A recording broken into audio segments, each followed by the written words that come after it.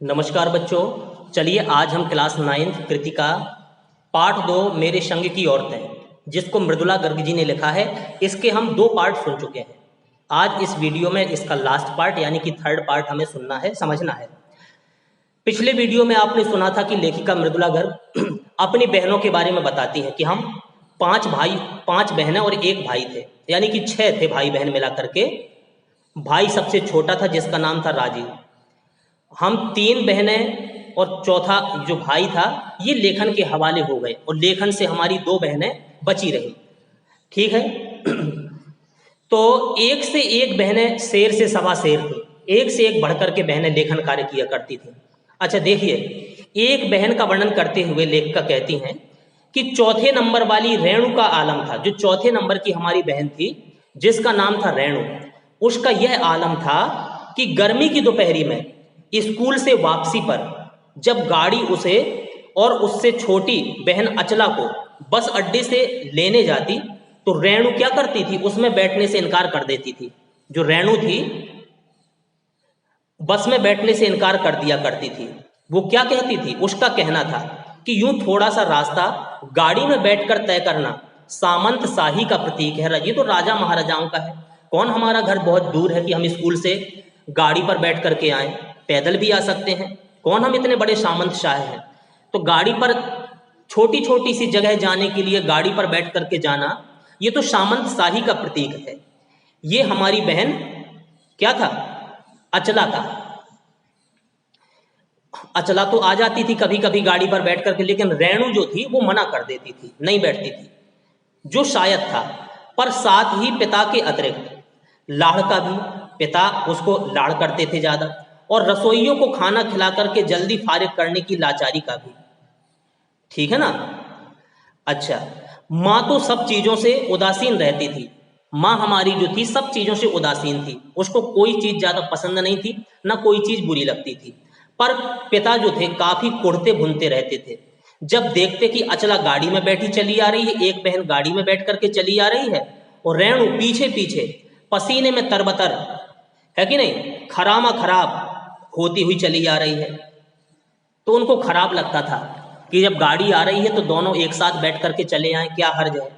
बचपन में एक बार चुनौती दिए जाने पर उसने जनरल थिमैया को पत्र लिख करके उसका चित्र मंगवा लिया था, जो एक मोटरसाइकिल सवार जवान आकर के उसके हाथ में दे गया था। पड़ोस में उसका रुतबा काफी बढ़ गया था। गाड़ी में बैठने के साथ उसे इम्तिहान देने से भी परहेज था। जैसे हमारी रेणु को गाड़ी में बैठने से परहेज था, ऐसे इम्तिहान देने से भी उसको परहेज था। कैसे भाई, परीक्षा देने से क्या परहेज हो सकता है। स्कूल तो जैसे तैसे पास कर लिया उसने, है कि नहीं। छोटी कक्षाओं को तो जैसे तैसे, स्कूल की परीक्षाओं को उसने हाई स्कूल तक, इंटर तक, 12वीं तक पास कर लिया जैसे तैसे रो धो करके। लेकिन जब बीए का इम्तिहान देने की बारी आई कि अब बीए की परीक्षा तुम्हें देना है, तो बीए का इम्तिहान देने की जब बारी आई तो वह अड़ गई। रेणु जो हमारी बहन थी वो अड़ गई। पहले मुझे समझाओ, एक बात बताओ, मैं तब बीए का इम्तिहान दूंगी। समझाओ कि बीए करना क्यों जरूरी है, क्यों जरूरी है बीए करना, तब मैं इम्तिहान दूंगी। मुझे समझाओ पहले। अगर मुझे यकीन आ गया कि हाँ कोई फायदा है बीए करने से, ठीक है, तो तब तो मैं परीक्षा इम्तिहान दूंगी, वरना नहीं दूंगी। हमने तरह तरह के तर्क दिए, हम सभी बहनों ने, है कि नहीं, कई प्रकार के तर्क दिए कि बीए करने से ये फायदा है, कई प्रकार के तर्क उसको सुझाए। माँ ने कहा पिताजी से पूछो। माँ तो कुछ कहती नहीं थी, उन्होंने कहा कि जाओ पिताजी से पूछो क्या फायदे हैं। पिताजी ने कहा कि देखो बीए कर लोगी, पढ़ लिख जाओगी, डिग्री आ जाएगी तो नौकरी कर पाओगी, शादी कर पाओगी, लोग इज्जत से देखेंगे, पढ़े लिखे लोगों को इज्जत करते हैं लोग, वगैरह वगैरह। कई प्रकार के तर्क हमारे पिताजी ने भी उस रेणु को दिए। अच्छा, कोई तर्क विश्वसनीय नहीं लगा। जब रेणु ने सारे तर्क सुन लिए, सबकी बातें सुन ली, तो उसको कोई भी तर्क विश्वसनीय नहीं लगा। कोई में विश्वास नहीं हो रहा था किसी तर्क में, ना रेणु को ना खुद उन्हें। अच्छा, आखिर उन्होंने उसी कुतर्क का सहारा लिया जो युगों से माँ बाप के काम आता रहा है। जब उसने, पिताजी समझा रहे कि बीए से ये फायदे हैं, करने से नौकरी लग जाएगी, शादी अच्छे घर में होती है, तो कई प्रकार के फिर इसने भी कुतर्क कर दिए रेणु ने। तो पिताजी गुस्सा हो गए। ठीक है, तो कहा बीए करो, कोई बात नहीं, कोई फायदा नहीं है, लेकिन बीए करो, क्योंकि मैं कह रहा हूं करो, मैं तुम्हारा पिता हूं, पिता का आदेश पालन करना तुम्हारा फर्ज है, इसलिए करो बीए। ये कह दिया। जब कोई तर्क रेणु को समझ में नहीं आया तो आदेशात्मक भाषा हमारे पिताजी ने रेणु को सुना दी। रेणु ने बीए तो कर लिया, पर सिर्फ किस लिए किया था? सिर्फ पिता की खुशी के लिए, पिता के आदेश के अनुसार, उनकी खुशी के लिए। यानी पास होने लायक नंबर ला करके, सिर्फ पास होने लायक वो नंबर लाई, तो जैसे तैसे उसने बीए कर लिया। सच बोलने में वह माँ से भी 2 कदम आगे। जैसे हमारी माँ की एक विशेषता हमने बताई थी कि हमेशा सत्य बोलती थी, तो माँ से भी 2 कदम आगे थी ये सच बोलने में, सच्चाई के कार्य में। गनीमत यह है कि आधा समय उसके सच सुन करके लोग सोचते हैं कि वह मजाक कर रही होगी। बोलती थी वो सच, लेकिन कई प्रकार के सच ऐसे होते थे कि लोग बागों को चकित कर देते थे। लोग सुनकर के सोचते थे कि वह मजाक कर रही है, शायद ऐसा हो नहीं सकता है। बिना मेहनत वह लोगों को हंसाए रख लेती थी। आज भी उसे कोई इत्र भेंट करता है, अगर कोई इत्र सेंट की शीशी भेंट करता है, तो वह कहती है नहीं चाहिए, मैं तो नहाती हूं, तो मुझे इत्र की क्या आवश्यकता है? जो 2-2 4-4 दिन नहीं नहाते उनको इत्र की जरूरत है, मैं तो रोज नहाती हूँ, मुझे इत्र की कोई आवश्यकता नहीं है। ठीक है, तो ये मेरी बहन रेणु का हाल था। चलिए तीसरे नंबर वाली बहन का हाल अब सुन लें कैसी थी, जिसका नाम था चित्रा। तीसरे नंबर वाली बहन का नाम था चित्रा। वह कॉलेज पढ़ने तो जाती थी, कॉलेज में पढ़ने जाती थी, पर खुद पढ़ने से ज्यादा दिलचस्पी औरों को पढ़ाने में रखती थी। उसको औरों को पढ़ाने में ज्यादा मजा आता था, अच्छा लगता था। जाती थी पढ़ने कॉलेज, लेकिन दिलचस्पी उसकी थी काहे में? औरों को पढ़ाने में। इसलिए इम्तिहान में उसके अंक कम और उसके शागिर्दों के ज्यादा आ जाते थे। उसके स्वयं के तो अंक नंबर कम आते थे, लेकिन जिसको वो पढ़ा देती थी वो ज्यादा अंक ला देते थे, उनके ज्यादा नंबर आ जाते थे। पर अपने यहाँ सब चलता था। उसकी शादी का वक्त आया, जब हमारी उस बहन का यानी कि चित्रा की शादी का वक्त आया, तो उसने एक नज़र में लड़का पसंद करके ऐलान कर दिया कि शादी करेगी तो उसी से। लड़के को एक नज़र में पसंद कर लिया और कह दिया कि उसी से शादी करेगी। अब मुश्किल यह थी कि हमारे माँ बाप ही नहीं, खुद लड़का भी उसके निर्णय से वाकिफ नहीं था कि इसने लड़की ने क्या निर्णय ले लिया है, उसको भी पता नहीं था लड़के को। पर उसका कहना था कि वह जो सोच लेती है करके रहती है, जो एक बार मन में ठान लिया वो करके रहती है। तो उसकी शादी उसी लड़के से हुई। बाद में उसकी शादी, चित्रा की शादी उसी लड़के से हुई जिसको पसंद कर लिया था। कोई मुश्किल पेश नहीं आई। और आती क्यों? उसने कहा कि मैंने पहली मुलाकात में ही उसे बतला दिया था कि मैं जो सोच लेती हूं वो होकर रहता है, ये बता दिया था। तो उसने बात आगे खींची ही नहीं, और पहली मुलाकात में ही सारे हथियार डाल दिए।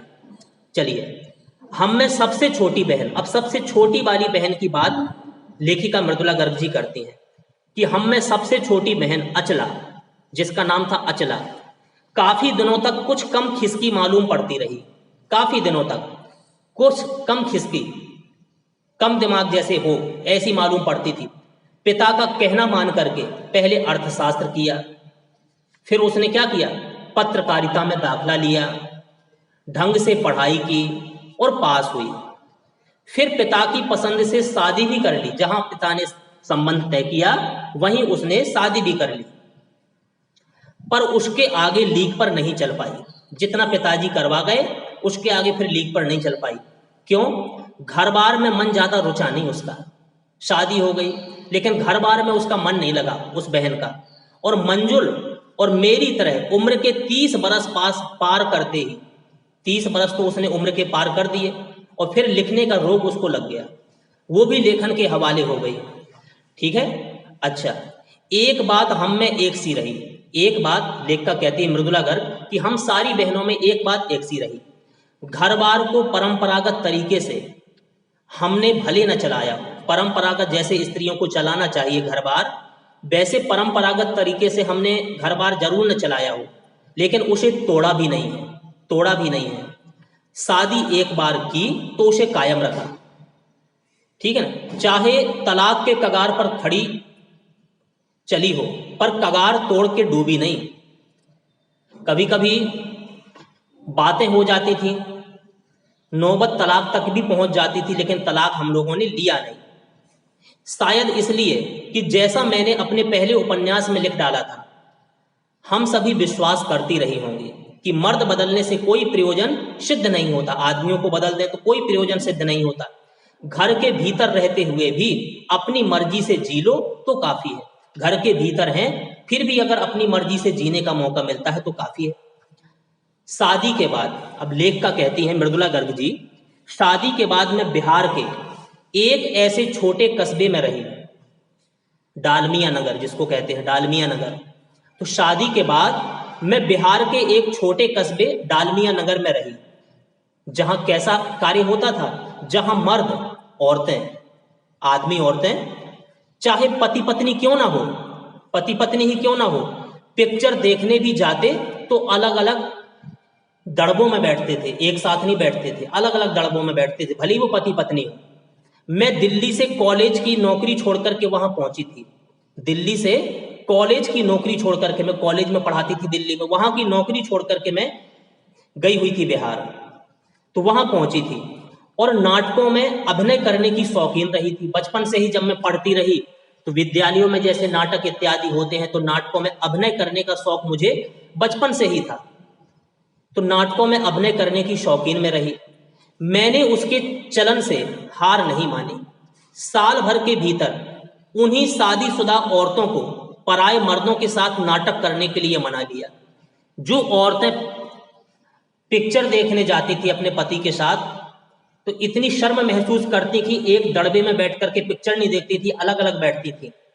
उन्हीं औरतों को मैंने नाटक करवाए और एक साथ दूसरे मर्दों के साथ नाटक करवाए। ठीक है कि नहीं, पराए मर्दों के साथ नाटक करने के लिए मना लिया। अगले 4 साल तक हमने कई नाटक किए वहां बिहार में रह करके, डालमिया नगर में रह करके।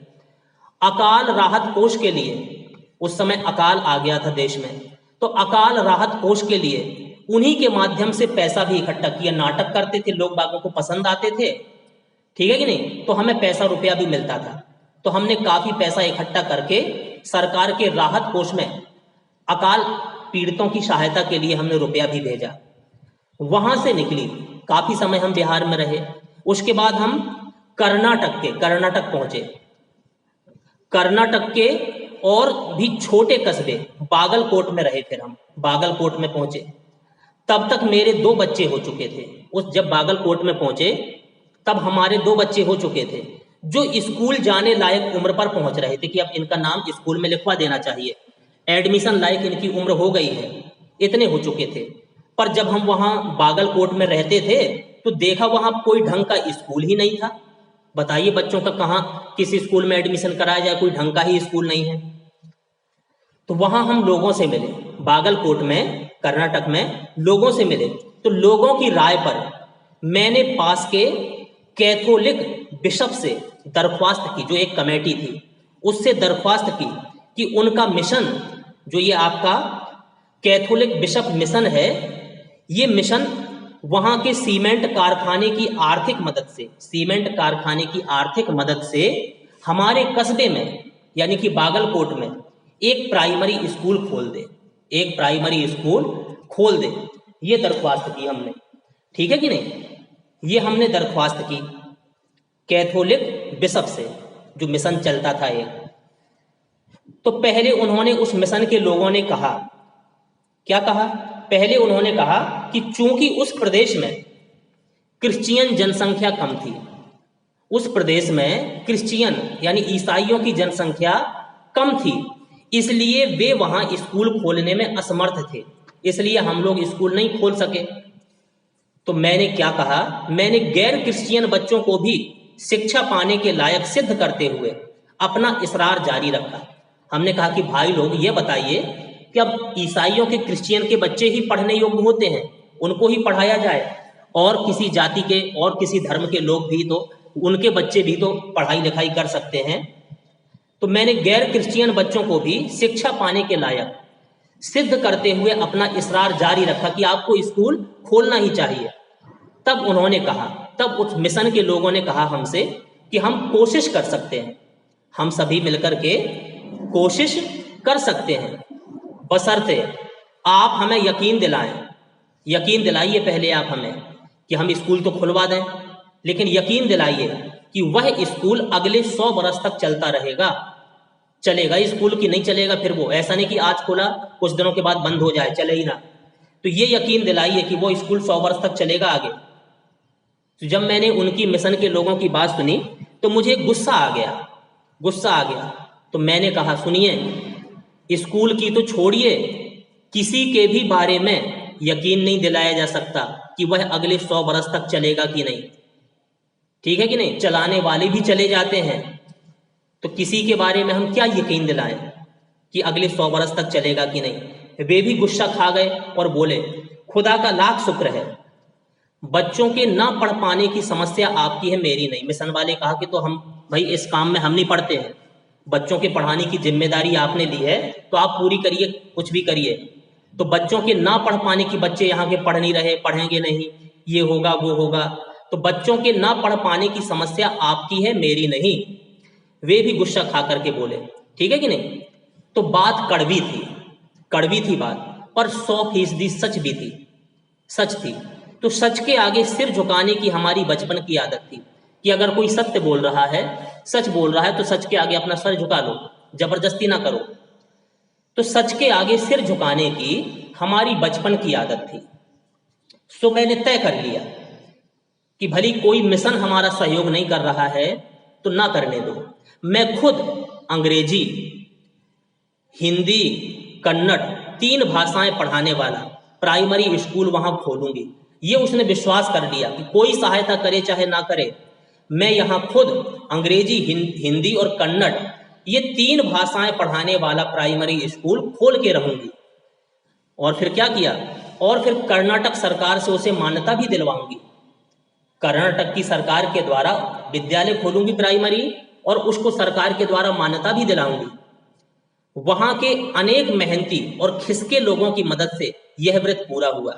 मैंने काफी संपर्क किया कई लोगों से, वहां के लोगों से। जब उनको समझाया तो काफी लोग हमारे पक्ष में भी आ गए कि हाँ, उनको बात समझ में आई कि बच्चों का पढ़ना आवश्यक है, जरूरी है। तो वहां अनेक मेहनती और खिसके लोगों की मदद से यह हमारा व्रत पूरा हुआ। स्कूल खोल दिया गया।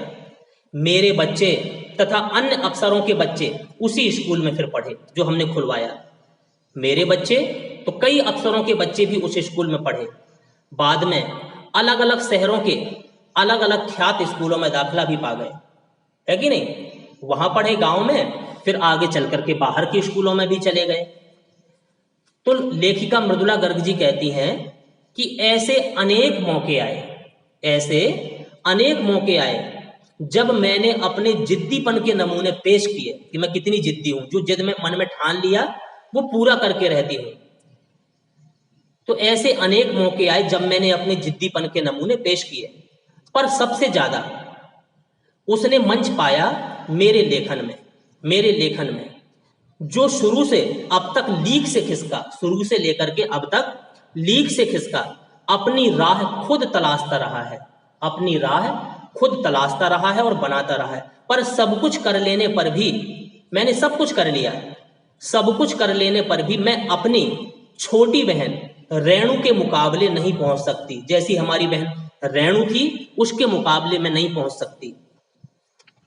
1950 के अंतिम दौर में, सन 1950 की बात है, 1950 के अंतिम दौर में एक रात, देखिए रात का वर्णन करते हुए लेखिका कहती हैं कि एक रात दिल्ली में एक साथ 9 इंच बारिश हो गई।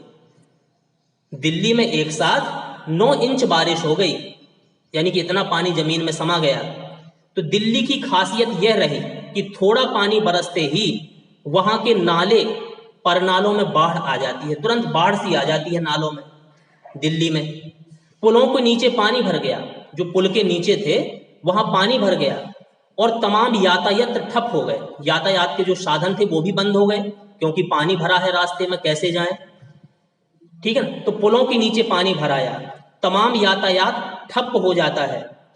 इस कयामती बारिश के बाद, जब इतनी बारिश हो गई, तो इस कयामती बारिश के बाद तो सरकारी दफ्तरों के पहले तल्लों से, जो पहली मंजिल पर जो सरकारी दफ्तर थे, ऑफिस थे, उन तल्लों से फाइलें पानी पर तैरने आई थी। जो फाइलें रखी थी ऑफिस में नीचे के तल्ले में, वो भी पानी में तैरने लगी, इतना पानी बरसा। अगली सुबह किसी तरह का कोई वाहन, दूसरी सुबह हो गई, रात व्यतीत हो गई। जब सुबह हुई, देखा फिर भी कोई वाहन नहीं चल रहे थे, पानी भरा हुआ था शहर में, सड़कों पर, नालों पर, सब कहीं। तो शहर का कोई वाहन सड़क पर नहीं निकला था, कोई भी वाहन सड़क पर नहीं निकला था। जाहिर है कि रेणु के स्कूल की बस भी उसे लेने नहीं आई, है कि नहीं। रेणु और उसकी बहन, छोटी जो बहन थी, दोनों बहनों को लेने के लिए बस आती थी, तो उस दिन बस लेने के लिए नहीं आई। तो रेणु ने कहा कोई बात नहीं, बस नहीं आई तो क्या हो गया, बस को चलने में दिक्कत होगी, मैं पैदल अपने स्कूल चली जाऊंगी। पैदल चलने की मुझे आदत है, बस में बैठना मुझे वैसे ही अच्छा नहीं लगता है, तो मैं अपने स्कूल आज पैदल चली जाऊंगी। तो सभी ने, घर के सारे सदस्यों ने उसको समझाया कि देखो यातायात बिल्कुल ठप है, कोई आवागमन नहीं हो रहा है, कोई कहीं आ जा नहीं रहा है। सबने समझाया कि भाई इतनी जब बारिश हो रही है, पानी बरसता रहा, रात भर पानी बरसा, तो स्कूल बंद होगा, ये समझाया, स्कूल बंद होगा, मत जाओ। तो उसने कहा आपको कैसे पता कि स्कूल बंद होगा, कैसे पता आपका? इस सवाल का माकूल जवाब किसी के पास नहीं था कि हमें इस कारण से पता है कि स्कूल बंद होगा। किसी के पास जवाब नहीं था, बस कह दिया, अंदाज लगाया कि भाई ऐसे में क्या पढ़ाई होगी, कोई बच्चे ना आएंगे ना टीचर आएंगे, स्कूल तो बंद ही होगा। हमारे यहाँ फोन जरूर लगा हुआ था, स्कूल में भी लगा रहा होगा, फोन घर में था। लेखिका कहती है कि हमारे घर में फोन लगा हुआ था, और स्कूलों में भी फोन होते हैं, स्कूल में भी फोन लगा होगा, पर बारिश के चलते वह ठप पड़ा हुआ था। घर से फोन लगाया कि अगर स्कूल में फोन लग जाए तो स्कूल के टीचरों से हम बात कर लें कि भैया स्कूल खुला है कि बंद है, लेकिन पानी के कारण सिग्नल नहीं मिल रहे थे, बारिश के चलते वह भी ठप पड़ा हुआ था घर का फोन। तो रेणु ने क्या किया, किसी की बात नहीं मानी, किसी की भी बात नहीं मानी। रेणु अकेली पैदल स्कूल चल दी अकेली, पानी में फैलती हुई, निकलती हुई। गनीमत यह थी कि बारिश एक मुश्त बरस लेने के बाद थम गई थी, रुक गई थी थोड़ी। पहले तो खूब बरस ली जोर की, फिर एकदम रुक गई थी, लेकिन सड़कों पर पानी था, अब भी सड़कों पर पानी था, और वह बरस नहीं रहा था बस, लेकिन सड़कों पर भरा हुआ था पानी। बरसात जरूर बंद हो गई थी, लेकिन भरा हुआ था रास्तों में पानी। तो रेणु ने क्या किया, चल दी वो अपना बैग टांग करके। रेणु 2 मील पैदल चल करके, 2 मील दूर स्कूल था, तो 2 मील दूरी को तय करके पैदल चल करके वो स्कूल पहुंची। और जैसा हमने कहा था, हम सभी ने उसको समझाया था कि भाई ऐसे पानी में कौन आएगा, बंद होगा स्कूल। तो वहां जाकर के जब रेणु ने देखा तो वास्तव में स्कूल बंद था। जब चौकीदार, स्कूल का चौकीदार था, उसने रेणु को देखा कि कोई आया नहीं, ना बच्चे आए ना टीचर आए, ये लड़की आ गई। तो चौकीदार रेणु को देख करके दंग रह गया, पर रेणु को कोई मलाल नहीं था। चौकीदार ने कहा कि तुम क्यों चली आई इतने पानी में? उसने कुछ नहीं कहा, कोई मलाल नहीं था कि मैं 2 मील पैदल आई, अब फिर पानी में भीगती हुई, ठीक है नहीं, गीली होती हुई फिर पुनः घर जाऊंगी, कोई मलाल उसके मन में नहीं था। 2 मील वो स्कूल आई, स्कूल बंद था, उसने देखा तो वापस घर की तरफ लौटने लगी। तो वह वापस 2 मील चल करके पुनः घर पहुंच गई। जब घर पहुंची तो सबने कहा कि हमने पहले ही कहा था। तो उसने कहा स्कूल बंद था तो मैं वापस आ गई, स्कूल बंद था तो मैं वापस आ गई हूं, इसमें आपका कहना कहां से आ गया कि आपने कहा था? स्कूल बंद था इसलिए मैं आ गई, मैं तो स्कूल हो आई, बंद था इसलिए मैं आ गई। अब सोचती हूं, लेखिका कहती हैं मृदुला गर्ग जी, जब मैं इस बात को सोचती हूं कि मेरी बहन रेणु कैसे पैदल गई होगी, पुनः कैसे लौटती हुई गीली होती हुई आई होगी, सोचती हूं कैसे रोमांच का अनुभव हुआ होगा उसे उस दिन, हमारी बहन रेणु को कैसे रोमांच का अनुभव हुआ होगा उस दिन। जगह जगह पानी से लबलब करते, पानी में छप छप करते हुए, सुनसान शहर में जब कोई आवागमन नहीं हो रहा था, निचाट अकेले, बिल्कुल अकेले, अपनी धुन में अपनी मंजिल की तरफ चलते चले जाना, जो हमारी मंजिल थी, मंजिल की तरफ चलते चले जाना।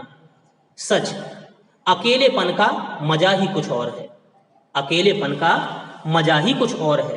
तो ये पाठ लेखिका मृदुला गर्ग जी ने लिखा था, मेरे संग की औरतें, जो संभवतः आपको समझ में आ गया होगा। चलिए इसके कुछ महत्वपूर्ण प्रश्न हम आपको बतला दें। जो पहला प्रश्न है इस पाठ का, लेखिका ने अपनी नानी को कभी देखा नहीं था, कभी देखा नहीं था, ठीक है कि नहीं, नानी को देखा नहीं था, फिर भी उनके व्यक्तित्व से वे क्यों प्रभावित थी, क्यों अपनी नानी के व्यक्तित्व से प्रभावित थी। तो आप लोग लिख सकते हो कि लेखिका अपनी नानी की कहानी सुन करके, नानी की कहानी सुनती रहती थी, नानी के बारे में सुनती रहती थी अपने परिवार के लोगों से। तो लेखिका अपनी नानी की कहानी सुनकर बिना देखे हुए भी उससे प्रभावित थी कि हमारी नानी ऐसी थी, ठीक है। तो बिना देखे हुए उसकी कहानी को सुन करके उनसे प्रभावित थी। चलिए दूसरा प्रश्न, लेखिका की नानी की आजादी के आंदोलन में किस प्रकार की भागीदारी रही। लेखिका की जो नानी थी मृदुला गर्ग जी की, आजादी के आंदोलन में किस प्रकार की भागीदारी रही, कैसे उन्होंने आजादी के आंदोलन में हिस्सा लिया, जबकि वो लड़ी नहीं, ना बाहर निकलती थी, पर्दे में रहती थी, पर्दानशी थी, फिर भी उन्होंने कैसे हिस्सा लिया। तो इसका उत्तर आप लिख सकते हैं, जो पॉइंट आपने पढ़ा था पाठ में, कि लेखिका की नानी ने अपनी लड़की की शादी आजादी के सिपाही से करवा करके, करवाई थी ना, आजादी के सिपाही से करवाने की शर्त स्वीकार करा करके आजादी की लड़ाई में अपनी भागीदारी की। लिख दोगे आप किस प्रकार के आंदोलन में, आजादी के आंदोलन में किस प्रकार भागीदारी करी लेखिका की नानी ने। तो लेखिका की नानी ने अपनी लड़की की शादी आजादी के सिपाही से करवाने की शर्त स्वीकार करा करके आजादी की लड़ाई में अपनी भागीदारी की। इस प्रकार से आप लिख सकते हैं। अच्छा, एक प्रश्न और सुन लीजिए आप लोग। आप अपनी कल्पना से लिखिए, कल्पना मतलब आपको अपना विचार देना है। आप अपनी कल्पना से लिखिए कि परदादी ने पतोहू के लिए पहले बच्चे के रूप में लड़की पैदा होने की मन्नत क्यों मांगी होगी। अपने विचार से लिखिए आप। तो आप लिख सकते हैं कि परदादी पतोहू के लिए पहले बच्चे के रूप में लड़की पैदा होने की मन्नत इसलिए मांगती है, क्यों मांगती है, क्योंकि वे रूढ़िवादी परंपरा की विरोधिनी है। रूढ़वादी कि नहीं, पहली संतान बच्चा होना चाहिए, लड़का होना अच्छी बात है। तो ये रूढ़वादिताएं, जो परंपराएं चली आ रही हैं गलत, तो रूढ़वादी परंपरा की विरोधिनी है। लीक छोड़ करके, लीक माने होती है परपाटी जो चली आई, लीक छोड़ करके चलने वाली नवोन्मेषणी विचारधारा की महिला थी वो दादी, इसलिए उन्होंने ऐसा कहा। ठीक है। अच्छा, एक प्रश्न और देखिए। शिक्षा बच्चों का जन्मसिद्ध अधिकार है। शिक्षा बच्चों का जन्मसिद्ध अधिकार है।